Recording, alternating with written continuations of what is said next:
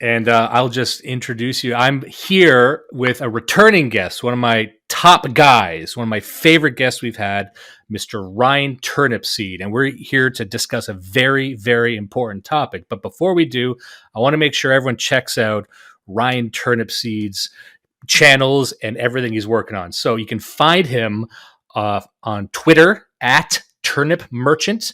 Head there right now. He is also on YouTube. Look for him there. He's also a member of one of my favorite outlets, the Old Glory Club. You can find Old Glory Club on YouTube. You can find it on Substack. They got all kinds of content out there. And he'll find his byline in different sites as well. And we're going to be referencing one of them today. But first of all, thank you very much for taking the time to speak with me today, Mr. Turnipseed. Thank you very much for having me. This is by far one of the most enjoyable discussion channels that I'm on. Ha! Take that, every other fucking show. This is the interview 65 million years in the making. We've actually been trying to set this up for a couple weeks now because this is part of a developing story. Would you call this a developing story, what we're going to talk about? That's a good way to describe it, even if I didn't use those words. So use that. Yeah. So for people, and we're going to try and set this up for individuals who, even if you listen to this show, they'll be aware that you are a member of the Lutheran Church, and you're a young guy and you're politically active, but you had found yourself embroiled in a bit of controversy over the past few months, actually. I would say, would you say that everything kind of kicked off in January of this year? Yes, if I remember correctly, I think it was January 21st. And just to clarify, that is the Lutheran Church Missouri Synod. They are supposed to be the conservative historical Lutherans in the United States. They are not supposed to be the ones hanging around the Rainbow Coalition and trying to rewrite Scripture to make it sound nicer to people. They were supposed to be the uncompromising, very traditional, very conservative group of Lutherans in the U.S. That's how they marketed themselves. That's what most people believe about them still to this day. It's quite a deceiving reputation, I have to say, but we'll get into why all that is. Yeah, and so what my first introduction to what we're going to talk about was a series of tweets, and these would have come out on January 21st of this year. And the first tweet, and people can look these up, they're still available. Look at them now, archive them if you can, because these are very, very good. And I'm always paranoid if things get taken down. But just to give people an idea of what we're talking about, the tweet is, the Lutheran Church Missouri Synod just put out a new edition of Luther's Large Catechism, one of the main books used to teach people about Christianity and what it means to be a Christian. So what got added? Now, this first tweet, to give people some context, this tweet has over 285,000 views as of this recording. It's got all kinds of quote retweets, all kinds of likes. It made big waves. And this was the start of a tweet thread. And in this tweet thread, you had gone through various passages and sections of this newly released Large Catechism and a selection of essays that were bundled with it to try and recontextualize the Large Catechism. And that's kind of where the errors and the issues were. And you kind of go through these bit by bit. You take your screenshots and you say, look at what they're actually saying. Look what they're trying to bundle in now. Would that be a very, very broad but accurate portrayal of what happened? It's extremely accurate. And just for people in the audience that might not know, Martin Luther, the reformer in the 1500s, wrote 2 catechisms. And their purpose was to be like summaries of the Christian faith. So the small catechism, small and large, both of them, the small catechism was supposed to be a tiny, tiny book which contained all of the basic doctrines of Christianity. Basically, it went over the Lord's Prayer, the Apostles' Creed, or it might have been the Nicene Creed, the ecumenical creeds. It has the 2 sacraments, baptism and communion, that the Lutherans hold to. And I believe it also has the table of duties, so what you're supposed to do as a husband, wife, father, mother, citizen, all this other stuff. And basically, the whole purpose is that for each of those things, it has scripture supporting it, and it is Luther just explaining to basically what were at the time very illiterate or somewhat illiterate peasants. Here's how to be a Christian from Scripture. And then the large catechism was just an elaboration on all of that. And we've had these books for about 500 years now, nearing that. And Luther called it his best work, which is quite the high honor, or quite the high praise from him, because he was an extreme pessimist towards all of his work. I believe one of his quotes is that if he could, he would burn all of his works except the Bondage of the Will, and I believe it was the Large Catechism, is what he said. So it was one of the few works that he just unapologetically liked.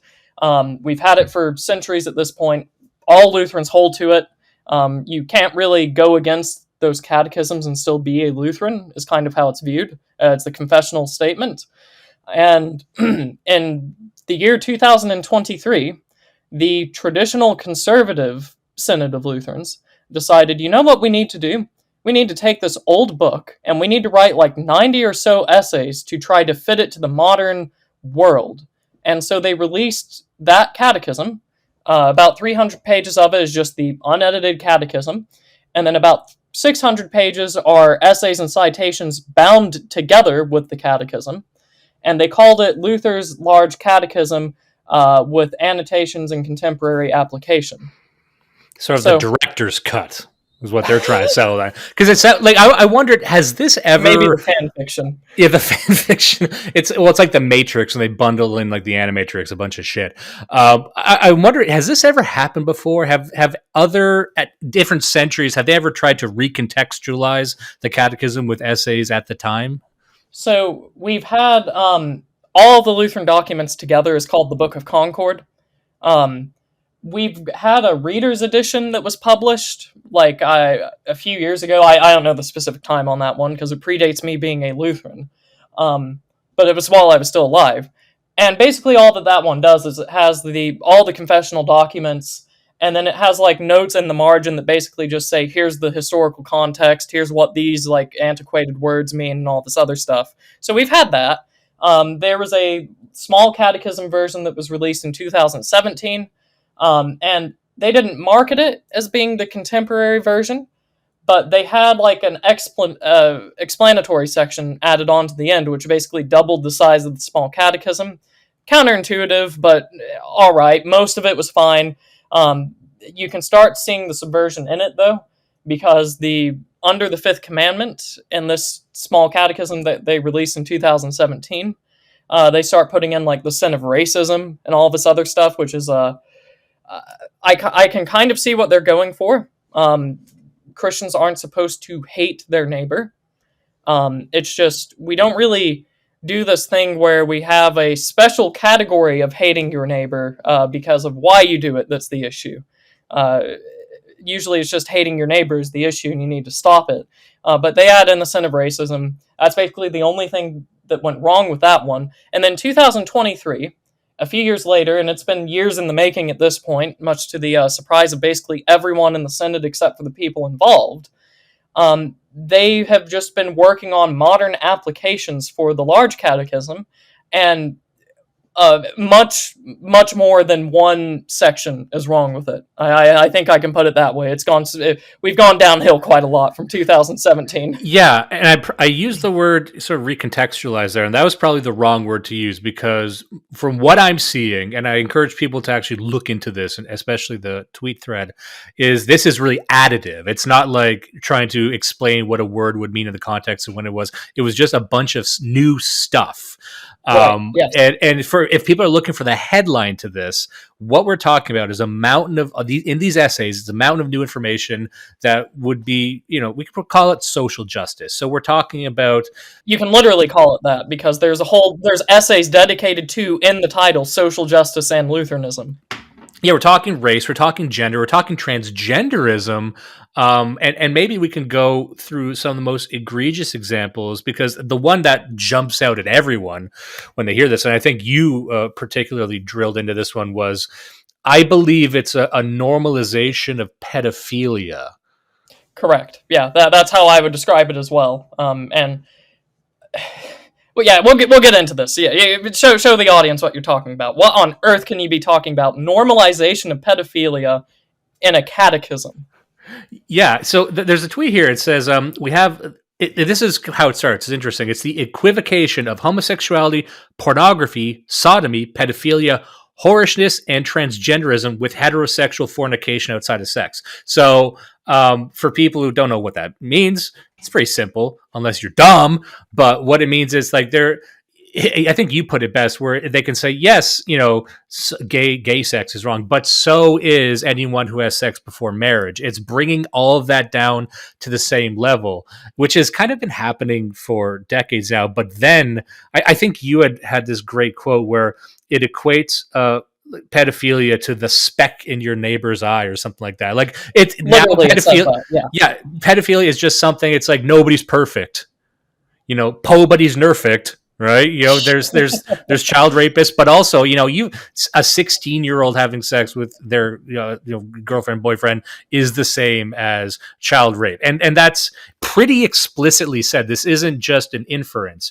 And the exact quote here is however, though some of us are burdened with homosexual lust, pornographic addiction, transgenderism, pedophilia, and polyamory, more often they're the speck in the neighbor's eye rather than the log in our own. For decades, if we didn't wink at fornication, we certainly turned our eyes from it, as long as the acts performed outside of marriage were heterosexual ones. We shudder, and it kind of goes on from there. But that seems kind of staggering to me, and it seems that it's hard for me to look at this. And when we say social justice, it's hard for me to look at this and not think it's political. And one thing that you had described in first of all, the other thing I'd recommend people look at is there's an article written by you on Gab News, news.gab.com. It's called Here I Stand, the LCMS Subverted. And in this article, you point to some interior groups within the Lutheran Church, one being sort of the black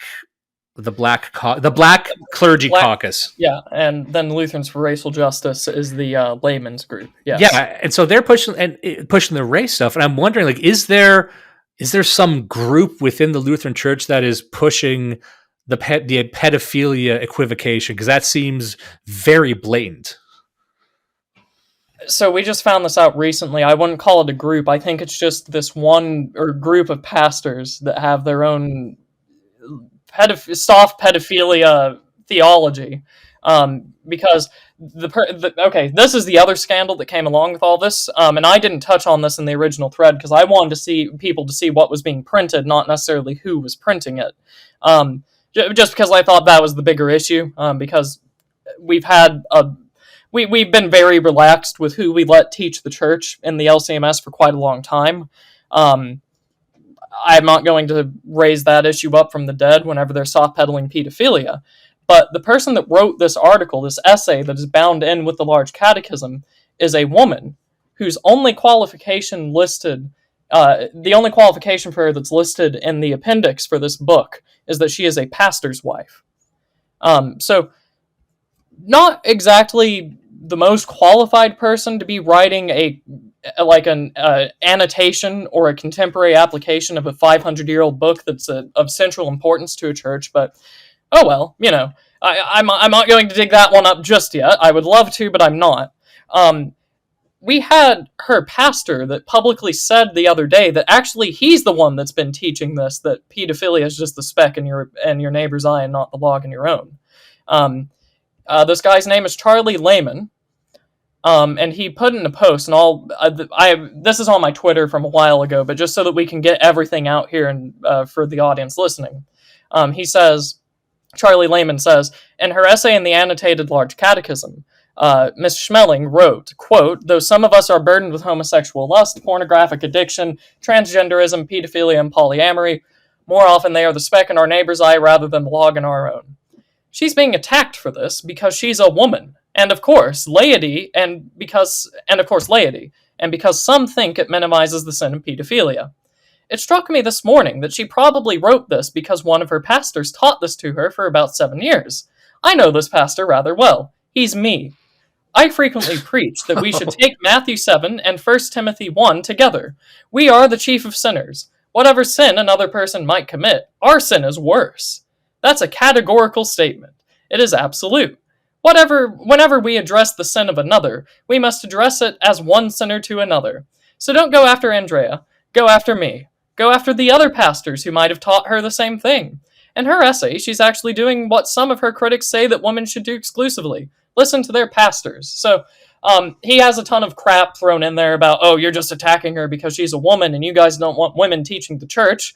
I wonder where those critics get that notion from. Holy Scripture maybe. But I was going to say, my jaw is on the floor listening to that.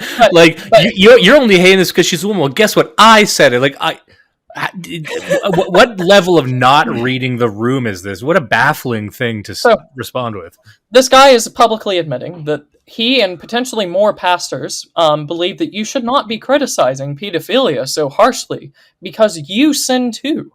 And because you sin, you have no standing with which to ever criticize a pedophile extensively. You just have to tell them that's sin. Hey, once upon a time, I lied to somebody. So, buddy, can you please stop raping the children over there? That's what these people are trying to do. It's insane. Yeah, and what's interesting is, and you mentioned this in your article as well, it's that when people hear this, when they hear that this random woman wrote an essay that got included, when they hear about this strange stuff, they would think that, oh, this was just a blog post. But this was an essay that went through so many levels of approval before it was included. So the idea that it was not just a mistake that this woman, she must have been chosen, or there must have been some kind of deal made. It seems strange to me that how many eyes looked at this and approved it. And also, and we can get into this in a second, after you pointed this out, it caused a bit of controversy. They took it back and re-reviewed it and then put it back out and said nothing was wrong here. Right. So I'm glad that you mentioned that. And I'm not going to make comments about what was happening behind the scenes just because I don't know. Though it obviously goes without saying this woman wrote the essay. She had to be selected somehow. So there was a process involved there somehow. I can't explain how that is because I don't know. But yeah, let's look back at the timeline. I published these tweets on January the 21st. I believe that was a Saturday afternoon. I think it was around 1 o'clock my time. And that Monday, a few days later, I was basically told by a pastor, hey, you're going to go on stream tonight to talk about this catechism. The president of the Synod, Matthew Harrison, he's going to release a statement saying he's going to pull the catechism for review. And this is all thanks to your thread, so thank you for doing that. And I just said, okay, cool. And it was kind of funny because this was back when none of the pastors had heard of me, and they see a guy online by the name of Turnipseed publishing all these things, and he said, once upon a time I wrote under a pseudonym as well. You're going to have to come out from behind the Turnipseed and use your real name. And I waited for him to finish because I didn't want to interrupt him, and I didn't want to be impolite and say, wait. But I eventually did tell him, by the way, Turnipseed's my legal name. It's on my birth certificate, and we had a good laugh about that. We did a stream that night. Basically 10 or 15 minutes after the announcement went out that the catechism was pulled, everyone was in an extremely celebratory mood. I don't think our spirits had ever been higher because this is imagine the time without knowing what was gone on since. This catechism went out in public, massive reaction. I don't know how many people, pastors and laity, wrote letters to Matthew Harrison, the president of the LCMS, and other people, and he responded, and he looked like he did the right thing. He pulled it for review, and everyone was just happy. It looked like the church was not going to fall prey to some sort of institutional capture. And we go on that stream, and it was me, a guy by the name of Woe, or Eschatology, or Treble Woe is how he's called on Twitter, Corey Mahler, and Askeladd, which is another pseudonym. The four of us were on that stream, and we went through the critiques that we had of this catechism. And, we basically, throughout that whole stream, we basically just said, we were pretty worried there that Harrison wasn't going to do the right thing, but he did, and we're very happy. He did the exact right thing in record time. He didn't even wait till some committee put the suggestion in front of him 8 months later or something. He took executive action, basically, and expunged it from being sold. Yeah, And and you'd even recommended at the end of your tweet thread, there was one line here where it said, if there are things in the New Large Catechism that concern you, please email Harrison, be polite, be specific, and be clear. So it was yeah, like, no one freak out. These, but I don't think there was like a bunch of psychos emailing him either, you know? right, yeah. And I wrote my own email. I spent a lot of time on that. I now regret having done so because we'll get to why that is, spoiling what's going to happen here. But so he pulled the catechism. We went through that whole thing, and basically the tone was Harrison did absolutely the correct thing. Why the hell did this get published in the first place? So Yeah. that was the question we were asking half the time when we weren't just explaining ourselves, was the problem here. Because we talked about the pedophilia excerpt. Like, it seems like we've completely forgotten that, some sins are worse than others. Yes, all sins damn, but, a mother lying to her child about why he can't do something is not as bad as some sort of foreigner raping a group of children. One of those two things is by far much worse. Any Christian, until apparently the modern day, could have unequivocally said that. Pedophilia is worse than lying. Like a mother lying to her child. And what's the reason for that? Or you can even take sounds like it would be a less defensible example. Just fornication is not as bad as pedophilia. Why is that? Well, because there is a point in time, there is an institution in which a man having sex with a woman is allowed and encouraged, and it's in the institution of marriage. There is no time and place where pedophilia is allowed, where child rape is allowed, or grooming gangs, or any of these other things. Seems very sound. Most of Christian history would agree with you if you articulated such a thing. We articulated that on the stream.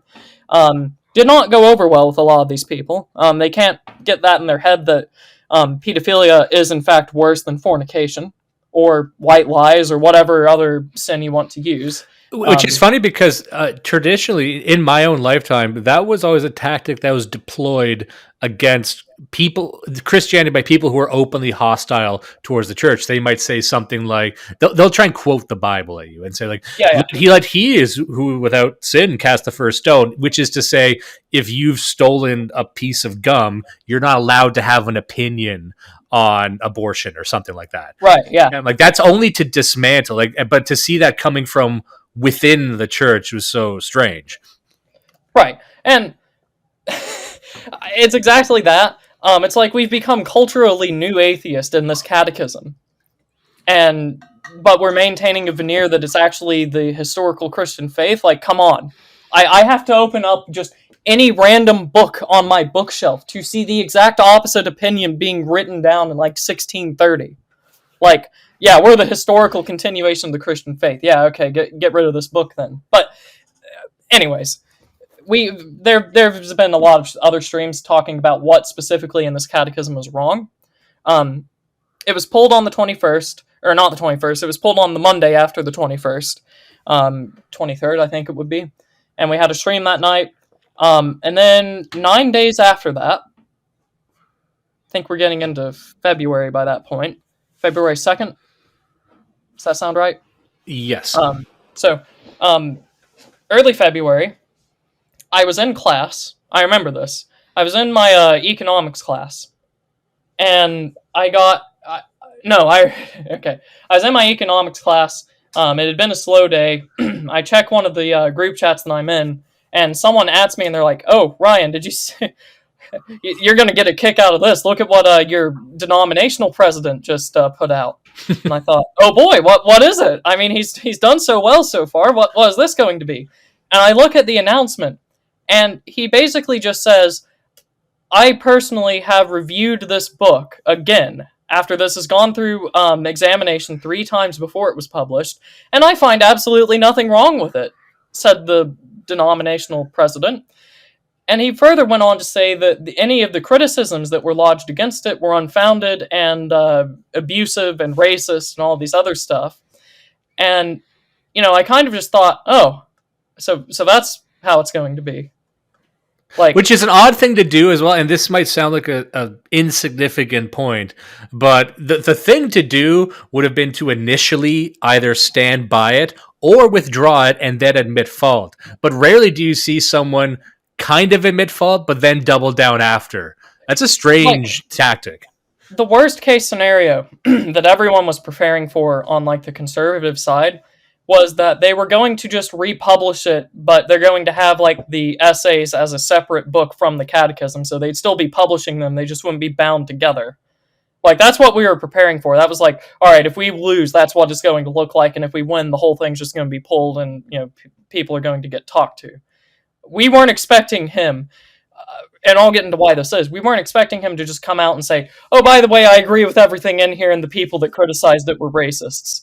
Like, Yeah, and that to be for people who don't know, who weren't paying attention to this, that is literally what he said. The word Nazi was thrown around quite a bit. The alt right was thrown around. oh wait, All the comments. that's coming later. That's coming Okay, later. okay. He was a bit more mild here. He just called us abusive and racist and misogynistic and something else. So, this happened early February, 9 days after he pulled it, and this came as a shock to many people, especially his own supporters, clergy and laity, because the LCMS is congregational in polity, which means that we don't have bishops and a top-down hierarchy. Instead, what we have is from the bottom up. We have congregations, and it's democratic in procedure, and that's by design. I don't like it personally, but that's just what it is. And it's an election year for the guy. We have convention this year where all of the churches are going to submit whatever resolutions they want. They're going to vote on the Synod president and all the officers. And it looked like Harrison was, some of the more cynical people when he pulled it were saying, oh, Harrison's just doing this because it's election year and this is going to play fantastically well with everyone on his side. Like, no one could speak ill about him in public again after this for at least a year, because you're going to immediately be hit with, yeah, but he did the right thing at a very crucial moment. So he was untouchable. So on this election year, basically immediately after he pulled it, he came out and said, by the way, dearest supporters and my clergy on my election team, I support this catechism that you all have publicly written against and called it absolutely evil. And in fact, you all are abusive and racist for going against it. Like, it doesn't make sense from a strategic point of view. Unless, of course, and this will be a radical notion for your audience, I'm sure, unless, of course, the votes don't matter and democracy's a sham. Pretending that this system has legitimacy, it makes absolutely no sense why he would do it. He basically secured himself the election, and he could have just sidelined the academics, the ivory tower intellectuals that were criticizing like any of the catechism critics. He could have just sidelined them. They don't have a vote. The congregations all supported this at the time. He could have just ridden this wave. He's been slowly losing his electoral margin for like the last decade. He could have renewed himself. This was looking to be like his field.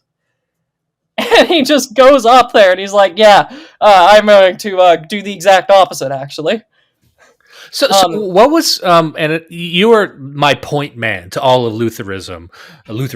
So I don't know the entire spectrum of what the reaction to this was, and it's probably not knowable. But in your opinion, well, a lot of it's public. So in your opinion, just for the folks at home, what was the broad reaction to this? Because we're getting a bit of inside baseball stuff here. I'm what you might call one of these cursed papists. So a lot of the inner workings is news to me, but I find it very interesting. What were the reverberations of this? Well, this is only inside baseball insofar as people just aren't a part of the public groups where a lot of the people were very publicly reacting.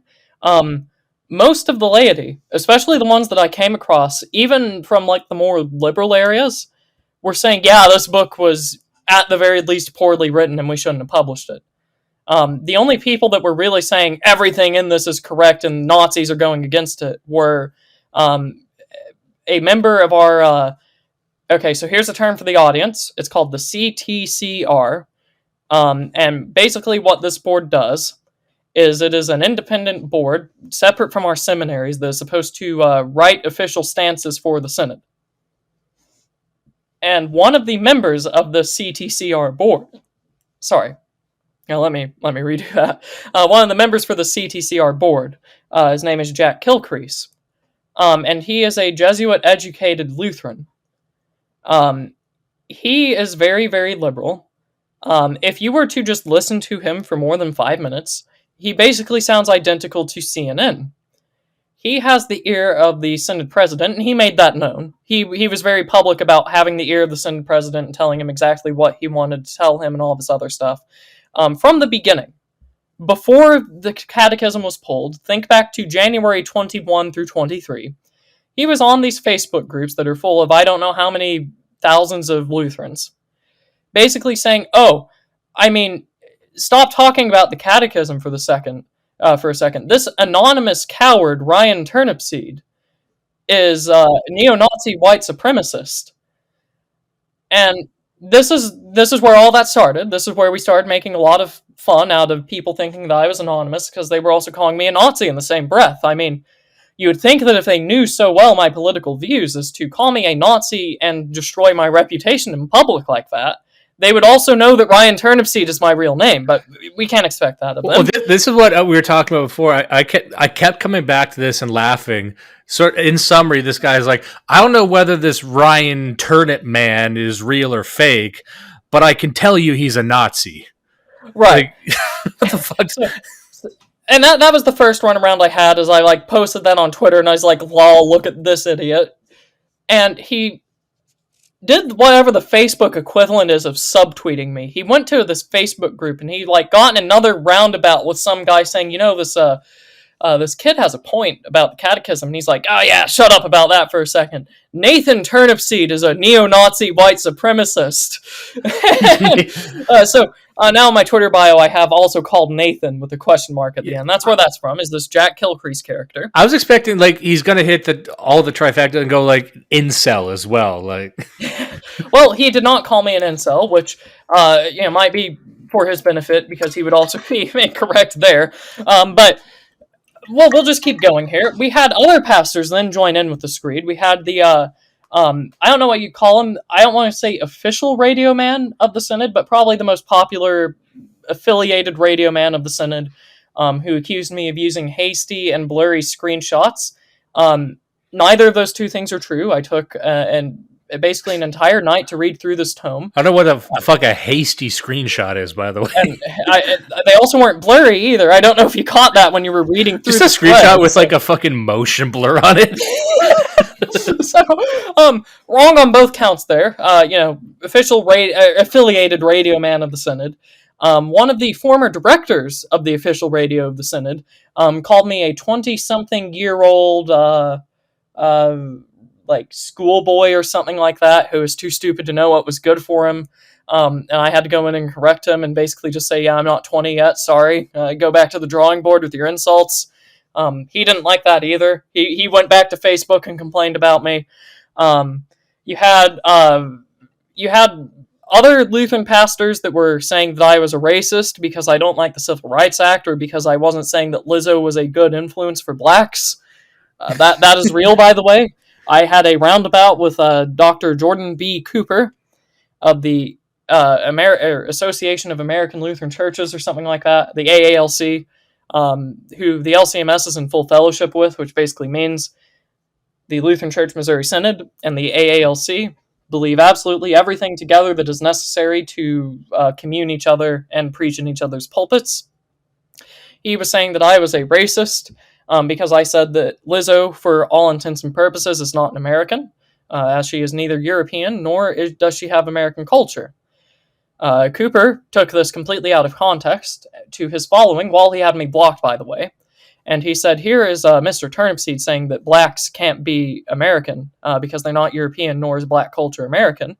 Black culture is completely irrelevant to the discussion. I made this clear to him that I was talking about Lizzo, and no person from even 30 years ago would recognize Lizzo to be an American. If you were to go back to 1993 and show literally anyone a clip of Lizzo, they would not say, yes, this is American. Not a single person would. And that was the point I was making. Cooper doubled down, and he said, so here's Ryan Turnipseed further doubling down that that Lizzo isn't an American. So I guess that anyone that isn't a Northeastern Anglo-Saxon Protestant should just get out of the country.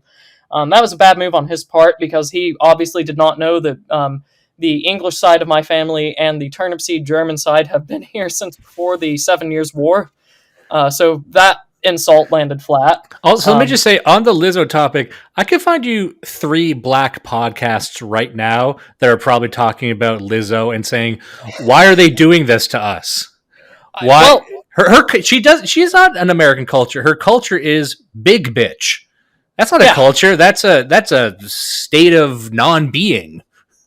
So, exactly right. And that was the point I was basically making.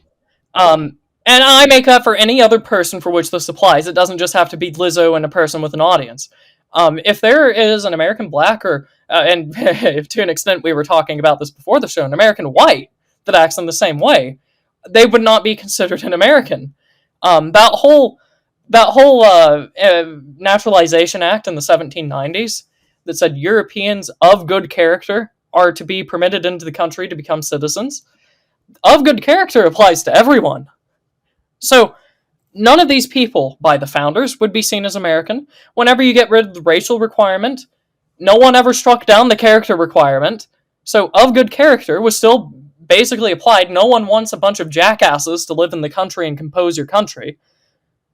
Up until apparently the modern day, in which Dr. Jordan B. Cooper and the rest of the sort of moderate to left Lutheran pastorate has decided they need to call me a racist, and going against Lizzo is exactly the spark that they need. I don't want to derail you here, but just for a quick history lesson for everyone. We, white men, we had our own Lizzo. Her name was Honey Boo Boo. And a lot of people don't remember this, but I was there. There was the same debate about whether or not she was American. I remember when we tried to give her to Belarus and they wouldn't take her. This was a few years ago. People might not even remember. But we've been through this. Yeah, so black people got to figure out, what country are you going to give Lizzo to? Because it can't be America. And last year they tried Mexico, and Mexico didn't. It left them on red. So Mexico turns you down. Where are you going? I think, and I hate to say this, I think it's Ukraine. We're going to see how this shakes out. Sorry, I sincerely, I would gladly put Lizzo on the front lines in Ukraine to prove that black obese women can fight on the front lines too, in the name of equality. Or even just have her around, just have her walk through a crater, and then just the kids can throw candy canes at her. Or whatever candy they have in Ukraine. It's probably some black licorice. I don't know. Yeah. So that was a runaround that I had there. Hans Feeney, who has sort of made a name for himself because he runs a YouTube channel called The Lutheran Satire. And I talk about all this in my article. People just blatantly lying about me. That was publicly available at the time. There's more now. Hans Feeney from The Lutheran Satire. He said that I grossly misrepresented the catechism. I don't know how that is, because all of my screenshots included the entire paragraph and sometimes the paragraph beforehand. In fact, a couple of my screenshots were the beginning paragraphs of an essay. I don't know how I can misrepresent the essay by including, sentence 1 through 20. Did he misrepresent himself when he was writing it? Yeah, there's entire half pages on here, sometimes even entire pages. And this was the issue I had when I was making the thread. I was like, okay, I want to include as much of this as possible for a couple of reasons, because all of this is just jaw-droppingly idiotic half the time, and also because I don't want to be accused of taking things out of context. But also, if I include too much text, I'm going to get hit by some Synod lawyer who's saying you broke the copyright, or I'm going to just lose the audience because there's too much text here. Wall of text posting. Thankfully, neither of those two things happened. I'm just being accused of taking everything out of context, which I don't know how that is. At what point is there context? Do I have to include 5 paragraphs? Is that the magic line where context suddenly appears? 4 paragraphs, 2.5, 3? Yeah, well, it's like one example here, just to maybe keep it in the sexuality thing. There's one part where your tweet is, look at this, they got an opinion on transgenderism, and literally a highlighted paragraph here. It says, some Christians sense themselves as the gender or sex opposite of their physical sex. Other Christians are sexually attracted to individuals of the same sex. I don't know, like, what's the blurry, hasty thing there? It's like, what's this is what's so funny to me, and like the response to this from those in charge, it seems so hastily done because it would take 2 seconds to say, "Oh, look, it's out of context." Well, it's then what is the context? And it seems that they never provided a contextual correction. Would that be right? Correct. I have since had a singular conversation where someone tried to, quite militantly at the time, tell me that I was wrong about the catechism. And I was basically just reading off our confessional documents saying, like, well, here's what the confessional documents say. And then here's what the catechism says. The catechism leaves a lot of this out, and it's not said anywhere else in the essay. So I can only conclude that this is so poorly written that it shouldn't be included, or it is wrong, and the person writing it didn't think that this was necessary to include. And I was literally just told, no, you're wrong because there's a phrase in Latin in Lutheran theology which means that you're wrong. And I was like, okay, but that wasn't in the essay. If I'm picking up this book to see what we think about things, Pastor, I'm not going to get what you just told me. But so I've had one conversation where this person quite rashly tried to explain how I was wrong. Didn't get much out of it. Didn't really go anywhere after that. We got cut off halfway through. We'll get to this soon. But all these people have accused me of taking things out of context, being hasty, rash, abusive, and all this other stuff. And I'm just going to tell everyone this now before we jump into the meat of this. Anything that I've been accused of so far, if you want to understand this quickly and fully, you can basically just assume that any of those accusations apply more to the other side than they do to me. And I'm not saying that to be prideful. I'm saying that because it is really miraculous how every single thing that I keep being accused of magically happens to me by them like 2 weeks later. But I'm foreshadowing here. We'll get to that. Needless to say, a lot of people were being very strangely attached to this catechism after the president came out and basically said, we affirm this fully. Then all the usual like rear guard defenders for the corporate synod came out and said, yeah, we agree wholeheartedly. This Ryan guy's a Nazi. So that was up until early February.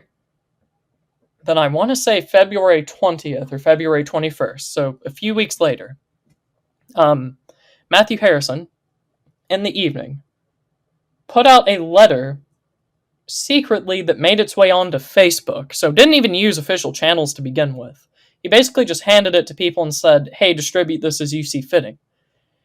And in this letter, he unilaterally condemns the alt-right. And what is the alt-right to Matthew Harrison? Well, the alt-right to Matthew Harrison is anyone who is a National Socialist, who believes that homosexuals should be executed, who believes that women can be property, who defend slavery, who defend genocide, and all these other things. That's a really scary list of words that Harrison has read out here. Oh, who are also against like interracial marriage and all this other stuff. Like that's thrown in there as well. And he spends multiple paragraphs saying, we steadfastly refute all of these things. The alt-right has no place in the Lutheran Church Missouri Synod. We have made great efforts to reach out to all nations. And then like the next paragraph, he says, this came to my attention because of the origins of the large catechism controversy, who themselves were alt-right. That's paraphrasing. But in this letter that he like indirectly put out, he calls all of the people who initially raised complaints about the catechism alt-right racists and Nazis and misogynists and all this other stuff. So that was strange. I was at my grandmother's birthday. We were eating dinner, and this is what I remember distinctly. I hadn't checked anything for like a few hours up until that point. I asked one of my friends, hey, have I missed anything today? They said, nope, it's been quiet. Literally 2 minutes later, they're like, oh, by the way, here's this that just came out on Facebook. But by the way, Lutheran Gamergate just dropped. Yeah. So, that dropped on Facebook. I took that to my Twitter account, and I was just like, after affirming absolutely everything in the large catechism, the president of the LCMS, Matthew Harrison, has condemned the alt-right as being the origin of the large catechism controversy.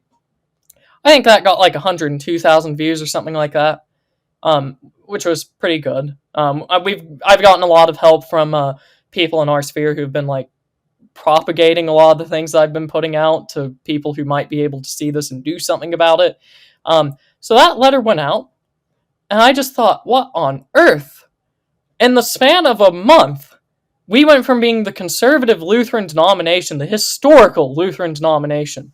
We were supposedly closer to the Reformation than any Lutheran church in Germany was, because we were the immigrants that came over here before they were forced to merge with who knows what other denominations.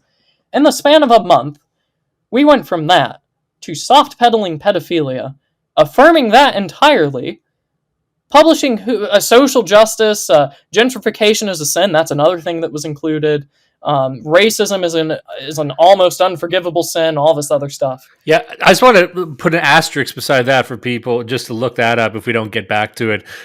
A lot of talk about gentrification and urban planning as being sinful. Right, and the people that wrote those essays were part of the Lutherans for Racial Justice organization. The Black Clergy Caucus and the Lutherans for Racial Justice, they both did very well for themselves. They got way more representation in this catechism than any conservative group in the Synod did. Quite strange how that happened, but anyways, this letter goes out, and I thought, wow, in the span of a month, this institution really did just get completely captured. It's insane how fast this moved. Like, you read about other churches, and it's like a news story for months, and it's like, oh, this move has just been made. They've made it to this committee now, and we'll have to see if they're going to really fall this time. Or if it's like a conservative political organization, they'll come out with like some soft statement, and then like 3 years later, they're supporting the Rainbow Coalition and all this other stuff, and it's like, yeah, they've been captured now, after 3 years. The LCMS apparently looked at all of this stuff, and they were like, yeah, we can do this in a month. Yeah, what's staggering is it seems very planned, of course. It's not like a slow graduation, but also at the same time quite clumsy. Like, a lot of the response to this seems kind of haphazard, and like that part doesn't seem planned. So it's like they started off thinking they're Machiavellian, but then they don't know what happens after you read The Prince. Like, what happens if people call you out? I don't know. Which I can't comment on that once again, because I don't have any proof of that. It just seems likely, given what has happened publicly. And I put that out there, and we had the usual, regime loyalist types that were saying, oh, this guy just said that people at the origin were alt-right Nazis who should be excommunicated. I mean, you shouldn't be taking offense to this if you don't think you yourself are an alt-right Nazi who should be excommunicated. And I'm like, I'm not so stupid as to think he's not talking about me here. Yeah, I was going to ask you, and this might be a bit of a tangent, but there might be a dimension to this that some people, at least for me, I want to know. Like, you had heard about this, for example, when you're at your grandmother's birthday party. And if you were willing, I was wondering, from your perspective, what is where the rubber meets the road, your life, how has this impacted your life? Because it must not be easy. Like, you don't strike me as the guy who runs in with the sledgehammer trying to cause problems, like you're some kind of Dimes, you're just to be a son of a bitch. But it is your real name. It is your face out there. And your family, I assume, is in the church as well, and they must be aware of this. Like, what has it been like for you? Well, give that time, because we'll talk about that very soon. We'll get to just how this has impacted me personally, because I don't know how long you have devoted to this, but that's going to be a good chunk of this if you allow it. Oh yes, I'd love to. Yeah. Okay, so that letter goes out, and this is still all in the article that I posted on Gab. And okay, hold on, wait. Before we move on from that letter, all those scary things that I read out, we condemn genocide and Nazism and anti-Semitism and anti-miscegenation and all this other stuff. There's just one slight problem with condemning all of those things in and of themselves as being evil. And that issue is we have direct record of God doing like half of those things in the Old Testament.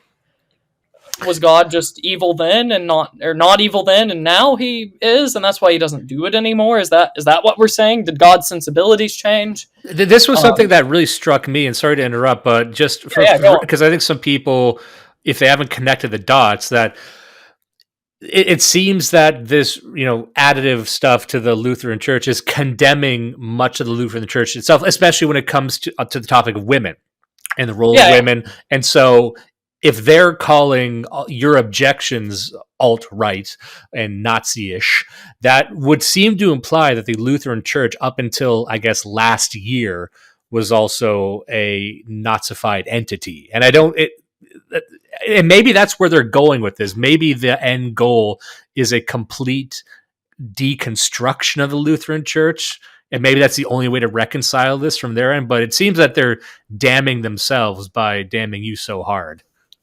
That wouldn't shock me. But let's just play theologian here or historicist here for a second, and we'll just decouple my objections here, and we will just face what they are condemning on their own. We'll take the hardest possible position. Can we say that owning women as property is actually not sinful? Well, the Lutheran Church apparently thought that it wasn't sinful because they didn't denounce it when it was part of American law up until the 1970s. If I remember correctly, I believe that it's the state of Louisiana had coverture law still on the books up until the 1970s. Coverture law being that women take the name of their father or their husband, and that's the legal title. So, the women as property in common law. The Lutherans certainly did not condemn this in practice in the continent or in early America before the 1970s. So, obviously, they were silent on evil, or tacitly supported it, or vocally supported it. Is saying that women can be held as property an evil statement? Well, most of Christian history seems to imply that most people didn't have a problem with it, and I certainly can't find somewhere in Scripture where it says, "And he who holds his wife as his property shall be condemned to hell." Like, that's not in the book. It's not in the catechisms. I don't even think it's in any church's catechism, maybe the Methodists. So, that's just one example. And we'll take the absolute hardest thing here. Genocide. Surely, any genocide that is ever committed is evil in and of itself, right? Well, I seem to recall God omniciding the earth in a flood. Like, all but one family. That's multiple genocides at the very least. He thought some steps had to be taken. So, was God evil there? I don't know how many races he wiped out there, but it was all but one family. If we are saying genocide is evil in and of itself, God has at least sinned in the flood, I don't know how many times. So, we'll take another one as well. He condemns white supremacy. So, this is interesting for the LCMS's history in particular, because the LCMS was seen as a very radically conservative church in the Civil War, 1861 to 1865, and in the Civil Rights Movement.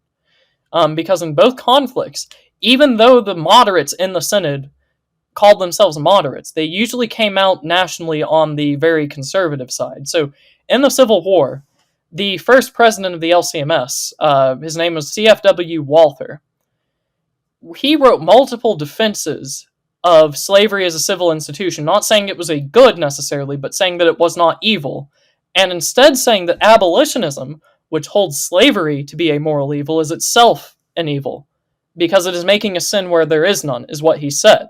So, first president of the LCMS here, I guess he's just cast into hell immediately, because that's very obviously white supremacist and defending slavery, both of which are now condemned in the LCMS. And then we get to the Civil Rights Movement in the 1960s.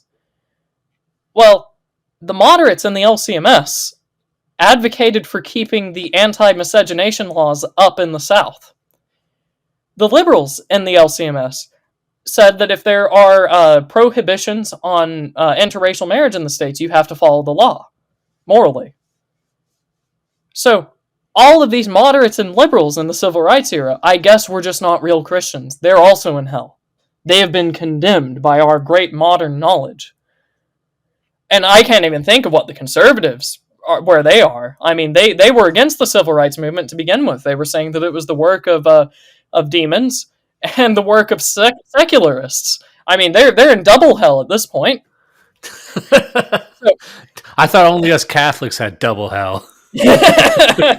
So, I mean, those are some of the hard. You read that thing and you're like, oh well, this sounds reasonable. I mean, yeah, Christians should obviously be able to say without any reservations, genocide is a sin in and of itself.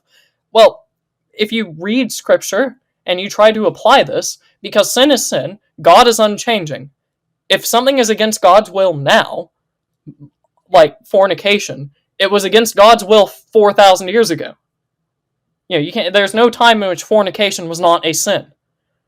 If genocide has always been a sin, I guess God himself committed sin. He broke from his own will whenever he killed every single person on the face of the earth, except for Noah and his family.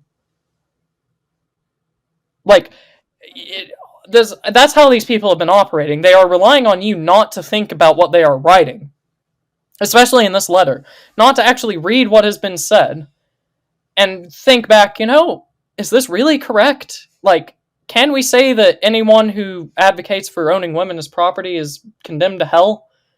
Well, that doesn't seem to line up with Scripture. They're relying on you not to have that thought process, because if you do, you're going to see how hastily written this is. Well, and also, if you were in charge of the church, this would be the sort of theological debate that you might welcome. But to shut down that debate, I don't want to sound too extreme, but it sounds like, and I don't know these leaders, obviously, but it sounds like they have no interest in this sort of theological debate. And it's almost like they're going out of their way to deconstruct the church. I keep returning to that phrase, but it's like they don't even want to talk. That is an interesting thing to talk about, but it's like they're trying to rework the very DNA of it. Right, and you can see where their loyalties lie, because in 2020, we got a crying eulogy from Matthew Harrison, the president of the LCMS, over George Floyd. We got barely a condemnation of Black Lives Matter. Only the radical wing is what got condemned. No actions were taken, of course. We still have clergy that will march in BLM marches in their collars, saying they're part of the LCMS. They can still do that. But whenever laymen from Oklahoma or the South or wherever anyone else might be, those brave anons that were in that discussion, they can't do that. They need to have 4 letters written against them by the president himself, where he just invents new sinful categories. And at that point, I guess we can't tolerate that, but we can tolerate our own clergy marching for BLM and defending Roe v. Wade and all this other stuff. So that's just where the Synod is. Forgive me if I don't think that they're being genuine and good-willed here.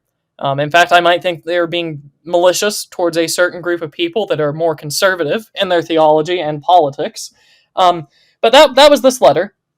And we'll keep this story short just because it's laid out in multiple other places on his own website and on my piece at Gab.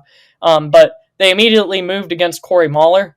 And he tried to show up to his own church on a Sunday morning. There was police there. He was not allowed into the church. He has not been allowed into the church.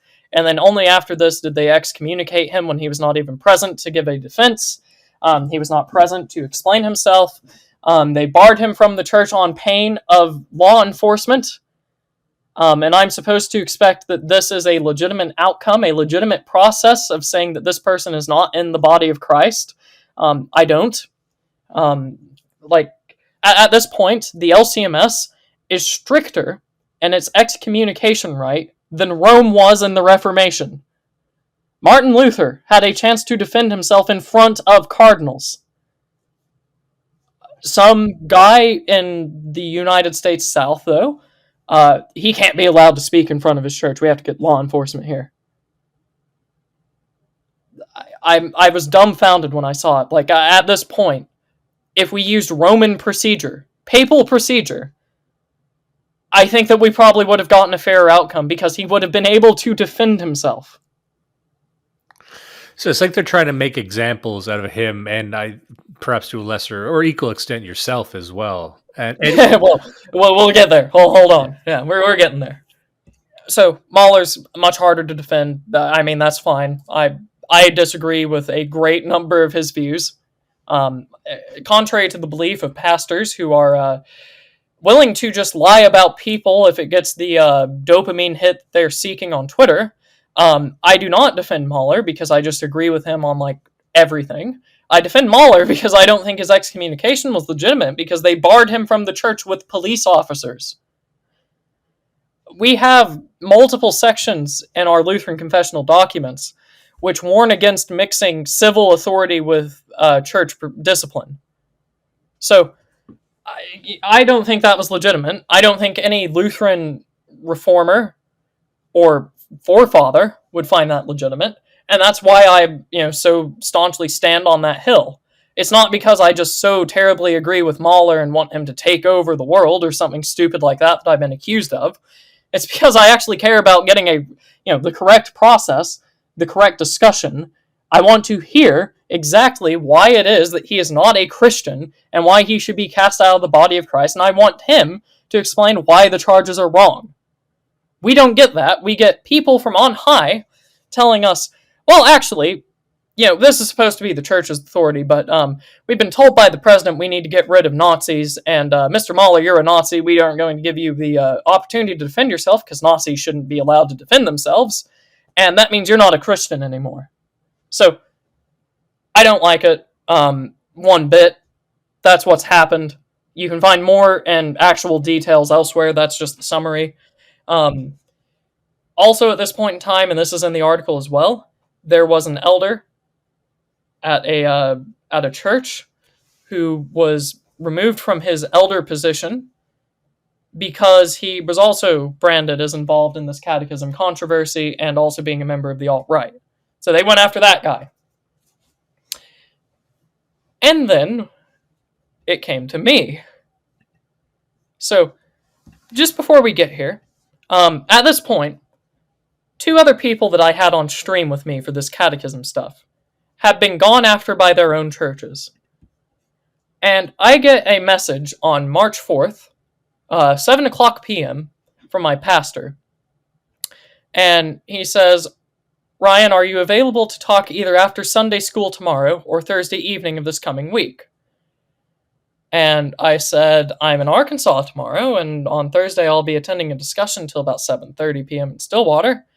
And then he says, what about after 7:30 Thursday in Stillwater? Stillwater is the place where I am in Oklahoma. And I say, I believe that'll work if you're all willing to spend the proper time on it and not cut it short due to it being late. What's being talked about here? What is this meeting that they're wanting? Well, I don't quite know yet.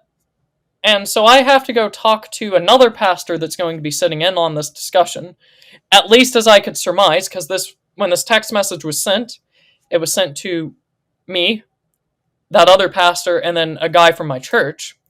And I thought, okay, this is just the people that are going to be at this discussion for me. I can see the writing on the wall. They're going to try to get me to do something in line with this alt-right leather, the kind of what happened to Corey and that elder at the other church that was on my stream. But they haven't told me that yet.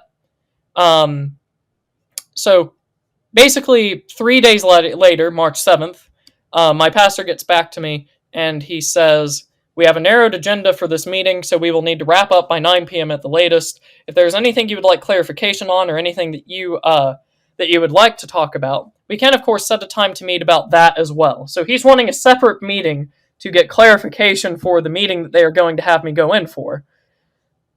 At which point, and this is 2 days before the actual meeting, at this point I basically just asked the question, will I be informed of the agenda and its origins before the meeting? And he says, yes, we are deeply concerned about your online activity. And my response immediately afterwards is, any specifics? This is all happening at 11 in the morning. He says, that's what we will get into. And I say this, and then this is where all the conversation stopped. I just get left on red. I say, In every other situation, the list of concerns is made known to the other side, at the least to make the event look legitimate, and at most to make the other side let the other side prepare in good faith. It's like no response. They're setting you up almost for a firing. Like, this is rarely done like this. Like, and this is a church, by the way. This is pastors talking to their own flock. That's what was said to me. 2 days before this meeting, deeply concerned about my online activity. So it's either that week or the week beforehand. I would have to check specifics to see when that was. Actually, I think it was that week. I met with the other pastor that those messages were sent to. And I basically asked him, what on earth is going on? And he says, well, our district president, this is the first red flag, I'll get there in a second. Our district president is giving advice to your pastor because you seem to be too deeply involved with people online. And I say, all right, who? And he proceeds to list off all the people that I had on stream to talk about the catechism. That's a red flag to start with, because the way that things are supposed to work in this church body is that the higher-ups don't bring charges against you. Your people in your church bring charges against you, and it only works its way up if things don't work well. So we aren't top-down, and here we are being told that the district president for Oklahoma, his name is Narens, is giving advice to my pastor about how to, basically discipline me if it comes to it, about my online involvement. And the exact words that he used was, I'm getting too cozy with those people that I had on the stream. So that's a very clear scriptural, biblical category. You can't be too cozy with certain people. I remember that passage in the Acts of the Apostles. I don't know about you. So I'm getting too cozy with these people. And these people are evil and non-Christian because they're part of the alt-right. And I asked this pastor, can you tell me what the alt-right is? Because I remember back in 2017, when that's all the media would talk about, and not a single one of them could define the alt-right in any capacity at all. And this pastor just looks at me and he says, no, I can't define what the alt-right is. So we're off to a great start. I'm too cozy with alt-rightists who we don't even know what the alt-right is. So we're off to a very great start.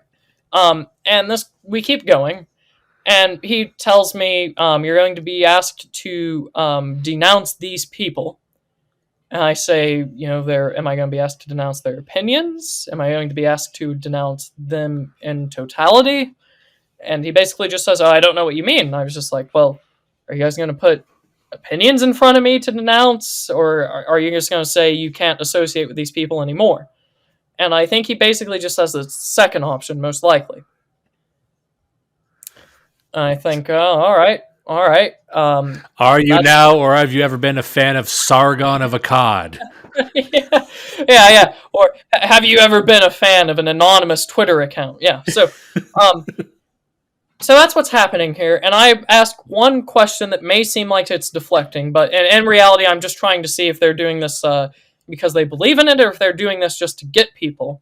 I asked them, are you going to go after anyone that votes blue in the elections? Because those people are directly supporting abortion being enshrined into law. They commune at your altars if they vote for that. If they vote for them and you don't know about it, you just keep communing them. So are you going to go after abortion supporters? Are you going to go after people who are part of like racial communist groups like the BLM group? And the guy looks at me funny and he says, that has nothing to do with this. I'm not going to persecute Democrats. Only the online anons. Okay, all right. So this all seems pretty above board. This is exactly what I'd expect a church to do in its proper disciplinary procedures. And that's really the only important thing to come out of that. Again, surprisingly unprepared. That's the vibe I get from this. Like, to go in to a meeting like this. So this is one-on-one with that one pastor. So this is beforehand, so I can get the charges set up. But yes, unprepared. Sorry, I didn't mean to cut you off. No, that's right. I was just going to say, like, if they're accusing you of being something, you should know what that something is. And I guess that was one of the questions I had was, we can kind of discern that this is coming from the top where there shouldn't be a top, right? And Right. do you get the sense that a lot of the other pastors are kind of just falling in line? Do you get the sense that there's people just repeating things without knowing what they mean? All right, that was just my question. So what happened next? So I get those things. I ask a bunch more questions, which is basically just reiterations of, are you just going after these people that showed up on my stream plus me, or are you going to just purge the church of people that are voting for sinful policies and stuff like that? Because I'm not sure quite how I feel about the second one, but I feel like if that's what it would be a little bit more fair, a little bit more biblical. We're going to purge abortionists and National Socialists and whatnot else. I'm sure that they could probably screw up somewhere in there on either side, but a little bit more even-handed, a little bit more fairer than we're going to go after 4 people that criticized our precious catechism. So I ask more iterations of that question, and I get the exact same answers. No, we aren't talking about other people here. We're talking about you and your associations. Yeah, okay, that's not contradictory in one sentence, but that's the charge. As I'm associated with people, and they don't like it, so they are going to basically tell me to disassociate or else. That's what I was told. So, get to the meeting. Let me see. It was that Thursday. I believe it was the first full week of March. Let me just get the date down. Should have been like March 9th, if I remember correctly. So, March 9th, I arrive at church. I get greeted. Both the pastors are there, and 2 people that I had no clue were going to be there were also there. 2 elders from my home church. Not the other guy at my church that was included in that group text, but just 2 other guys. Okay, we're off to a great start now. I had to search on my own for the charges for this meeting, and now there's just random people here. We're off to a great start. This is how a good faith discussion is carried out. We don't tell people who's going to be there or what the charges are, what the discussion is. Are there even charges? Who knows? Well, I'm here now. There's new people here. We sit down. My pastor leads us in a prayer, and the first thing that he basically asks me is, "Do you know why we're here?" And I said, "Well." He said something about online involvement, but you didn't quite tell me much else. And he said, "Yes, we are deeply concerned about your online involvement." And I asked him, "Well, what do you mean?" And it went silent for a little bit, and he basically asks, or no, he doesn't, he directly asks, "Do you trust me?" And this whole thing's got the vibe of a mafia hit. And I kind of go silent for a little bit, because I wasn't expecting to just be hit with, "Do you trust me?" right at the outset. There are 2 reasons why you would ask that. One would be as a veiled threat, the mafia hit thing. I don't think that's what they're doing. The other one would be they're worried about their own legitimacy, and so they have to ask, "Do you trust us? Are you willing to devote yourself to..." They didn't say that last part, but he asks, "Do you trust me?" And I stop and think for a second, and I say, "As a pastor." Mm-hmm. You're my pastor, so I have to trust you in that regard. And he said, "Well, that's not really the most ringing endorsement." And I said, "It's more than I can say about other pastors." And he moves on. He didn't like dwelling on that one. He then says that I'm being drawn into evil by my associations. And I have been retweeting and appearing on podcasts with evil people. And they are deeply concerned about that, and they are saying that I would need to ponder completely disassociating with these people and stop retweeting them and all this other stuff, or else. And I don't quite ask what the or else is yet. What I do ask is, okay, what's the evil here? Because when I say they've accused me of just being with evil people, that's all they said. You're with evil people. So I ask, what's the evil? And basically, what my pastor does is he reads 1-line paraphrases of his own charges against Corey Mahler. And he says, Corey Mahler is a Nazi. He believes that women are property. He believes that the leadership of the Missouri Synod is demonic. He believes that slavery is not sinful. He believes that homosexuals should receive a death penalty, and he just keeps going and keeps going. And I basically just say, all right, what does this have to do with me? Those aren't the exact words I use. That's basically what I said. And he went on to explain to me that, oh, you're giving them a platform. And as a result, you are just as evil, because that means you fully support everything that they have said. To which that's straight out of like rules for radicals shit. Like, this is right out of a leftist playbook. Like, you hear this from BreadTube all the time.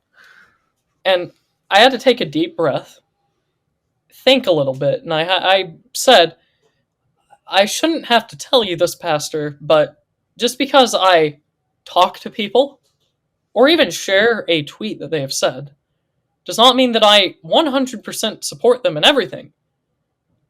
But enough of that.